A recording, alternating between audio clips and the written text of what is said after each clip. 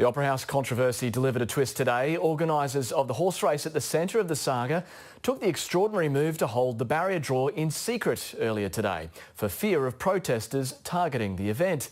It was meant to be beamed live onto the Opera House sales tonight. Now it'll be a replay and brought forward to preempt the protests. Ashley Raper reports.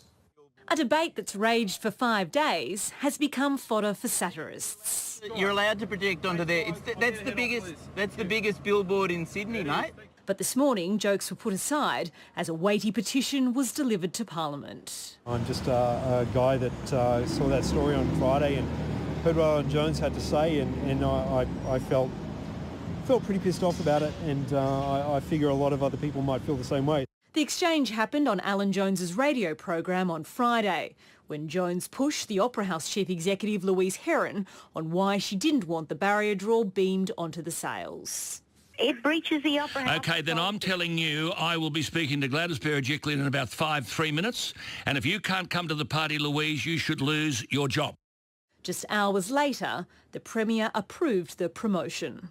This morning, Alan Jones addressed the matter again. My intention was to deal with an issue at hand about which I feel very passionate, and not to bully or demean Louise Heron. So to Louise and to those people who have been offended, I apologise. The federal and state governments are unmoved by public opposition to the projection. I respect everybody having their say on this. I had mine, they've had theirs. I'm sure we can all respect each other's views. I think it's been a little bit hysterical, to be honest with you. I think this is a good opportunity for New South Wales and Sydney to come together. We should be very, very proud of the fantastic event. One New South Wales MP certainly isn't. He wants the governance of the Opera House Trust strengthened to be above political interference. This government has proven to prioritise vested interests over what the public wants and the protection of our cultural and heritage assets. To protect the event, race organisers took the dramatic step of holding the barrier draw earlier today in secret as a security measure. It meant betting had to be suspended until the draw is unveiled on the sales. Those involved in the race hope the controversy doesn't spoil the event. I think it's just a bit of a hiccup. I think it's a minor thing really. I think everyone just thinks of it that way. Chances are plenty of people have been thinking about it. Ashley Raper, ABC News, Sydney. Well, protesters were promising a big turnout at the Opera House tonight. Joining us from the forecourt now is Ashley Raper. Ash, the barrier draw has just been displayed. What happened?